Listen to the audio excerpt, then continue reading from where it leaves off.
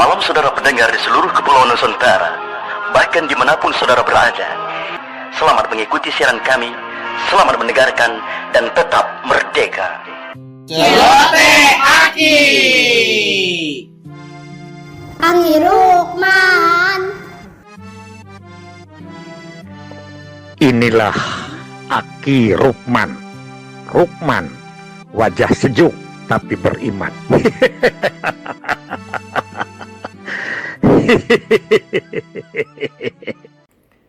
Assalamualaikum warahmatullahi wabarakatuh. Bismillahirrahmanirrahim. Allahumma sholli ala sayyidina Muhammadin tibil kulubi wadawaiha wa apiatil abdani wa sifaiha wa nuril absori wa diyaiha wa ala alihi wa sahbihi wa salim. Kawan-kawan sekalian, selamat malam en sampurasun. Cerita tentang remaja pranikah ini tidak habis-habisnya. Kenapa Ki? Karena seluruh aspek terjadi pada remaja ini menjelang perkawinan. Bila kemarin Aki bercerita tentang ada 6 kognitif yang harus dimiliki remaja untuk masuk ke jenjang perkawinan, sekarang Aki akan bercerita, akan mendongeng 8 perkembangan emosi dan sosial. Hehehe, sabar Aki 8. Aki juga akan melihat judulnya, tidak hafal semua. Yang pertama, perkembangan itu adalah mencari identitas diri. Mencari apa Ki? Identitas diri. Saya ini mau bekerja apa ya? Mau menjadi apa ya? Mau punya mertua siapa ya? Anu kerep mere carang nita. Wanitanya yang kayak apa? Anu alus laur hade tangtung alus angkat layar kepat, atau yang bagaimana? Itu adalah mencari identitas. Akan jadi ulama kah? Akan jadi ustadz kah? Akan jadi dokter kah? Atau mungkin dibiarkan sejadinya. Ini yang pertama, remaja mencari identitas diri. Yang kedua, remaja itu suka ikut-ikutan pada kegiatan yang berisiko. Contohnya, makan atau minum obat-obatan terlarang. Karena itu berisiko. Melakukan seks berisiko. Macam-macam lah. Ya, jadi ikut-ikutan kepada hal-hal yang berisiko.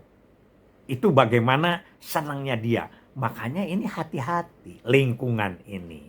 Karena dia bisa terpengaruh, atau terpengaruh itu bukan hanya dengan lingkungan, dengan bacaan, dengan YouTube, dengan apa-apa yang kurang mendidik. Itu yang kedua. Yang ketiga, mudah terpengaruh oleh tren. Nah, ini lebih celaka lagi. Kalau trennya itu adalah rambutnya rambut pirang, dicat merah, itu dia cat merah. Tren sekarang ini yang lagi naik daun adalah kalau menjadi anggota geng motor. Dia ingin ikut jadi anggota geng motor. Jarang yang ingin menjadi ketua remaja masjid. Jadi trennya tren apa? Biasanya terbawa tren-tren yang kurang baik. Nah inilah ya, banyak sekali trennya itu. Ya, baju dari minuman, dari hiburan ya, ada jogetnya itu, nah dangdut dan lain sebagainya ala-ala barat. Kenapa tidak rongeng gunung yang dari Ciamis? Kenapa tidak jaipongan yang dari Karawang? Kenapa tidak sintren dari Indramayu? Itu mah ke bawah tren lah. Ya, Aki juga maunya begitu. Aki-aki tren, aki-aki gaul. Itu suka dibicarakan gitu. Yang disebut gaul belum tentu semuanya pergaulan itu bagus. Oke, itu yang ketiga. Yang keempat adalah hormon mempengaruhi perilaku. Hati-hati. Orang yang hormonnya tinggi, makanannya selalu daging, makanannya selalu bergizi, berbeda dengan orang atau remaja kampung yang makanannya pindang ditambah dengan lalapan itu akan mempengaruhi kepada perilaku. Hati-hati makanan itu ya. Harus seimbang lah, 4 sehat, 5 sempurna, genep sebeh 7 kemerdekaan.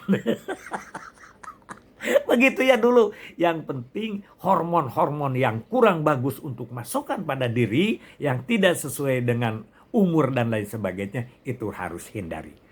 Anda selalulah berkonsultasi dengan siapa?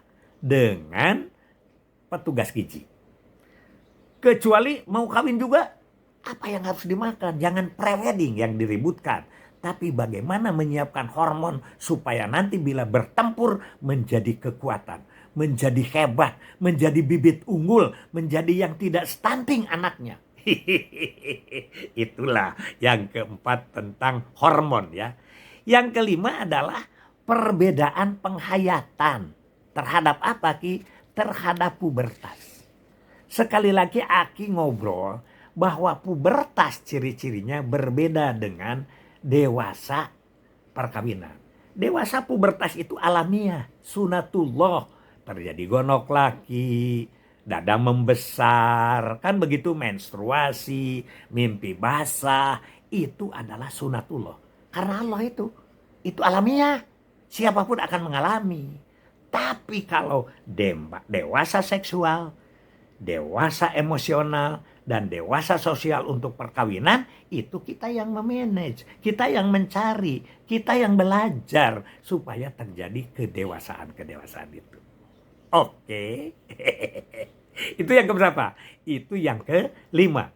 Sekarang yang keenam, jika orang tua salah mendidik perkembangan remaja atau anak, maka anak akan cenderung melawan kepada kekuasaan. Kekuasaan siapa Ki? Kekuasaan itu jangan hanya dipikir melawan negara. Bukan. Dia akan melawan ke orang tua dan dia akan melawan kepada gurunya. Maka dari itu di dalam pelajaran orang tua hebat 9M. M yang pertama apa? M yang pertama menyiapkan diri untuk menjadi orang tua. Yang kedua memahami peran orang tua. Dan yang ketiga M-nya di orang tua hebat itu adalah memahami konsep diri orang tua. Nah ini konsep ini yang harus diajarkan. Konsep Islam, konsep Sunda, konsep Indonesia, konsep Jawa, atau konsep apa yang akan diajarkan kepada anak kita. Oke? Bahaya ini. Karena apa? Karena salah asuh itu akan menjadi salah segalanya. Begitu. Hebat. Yang ketujuh adalah lebih mengutamakan pertemanan daripada keluarga. Ini oke, it's okay. Dia sudah punya pertemanan. Pada hari Minggu kita ajak remaja ini. Mari kita piknik, nah, semua kita mau naik kereta cepat. Nanti kita di sana pakai Grab masuk ke sana, ke tempat-tempat wisata. Apakah Taman Mini, apakah Ancol, kita ke sana. Ah enggak Pak, aku sudah ada rencana dengan kawan-kawan mau rally atau mau apa saja. Mereka sudah ada acara sendiri. Makanya kata Dokter Yani ya, mantan Kepala Dinas Kesehatan Pangandaran, sama abdi kadian mung duaan Pak Lukman da cenah barudak mah boga acara masing-masing. Itu kata siapa? Kata Dokter Yani yang nyebut R-nya belum jelas. Keren dokter. Selamat siang dok, selamat malam ya. Itu yang ketujuh. Jadi artinya dia pertemanan lebih diutamakan. Yang kedelapan adalah teman permainan mempunyai peran yang lebih penting. Nah inilah teman bermain punya peranan yang lebih penting daripada orang tua. Makanya kita dalam mengajak pendewasaan usia perkawinan, dalam mengajak kita menghindari narkoba dan kelakuan yang baik, kita mendidik teman sebaya. Nanti jadi konselor sebaya. temannya. Jadi dalam satu kelas itu kita menyebarkan virus melalui satu virus yang bagus, ya. Kita latih. Nah, itulah yang akan ngaharewos. Hei, kamu jangan kawin dulu. Makanya itu yang disebut apa? Gemes di Banjar itu atau pituin di Ciamis itu konsepnya konsep dari seperti itu. 1 bina 10, 10 bina 5, 5 bina 5. Itulah konsep-konsep yang dilaksanakan di dalam pendewasaan usia perkawinan, khususnya sekarang mengenai 8 perkembangan emosi dan sosial. Sekian dulu dari Aki. Mudah-mudahan ini baik dan nanti kita sambung lagi. Hasbunallah wa ni'mal wakil, ni'mal maula wa ni'man nasir. Wassalamualaikum warahmatullahi wabarakatuh.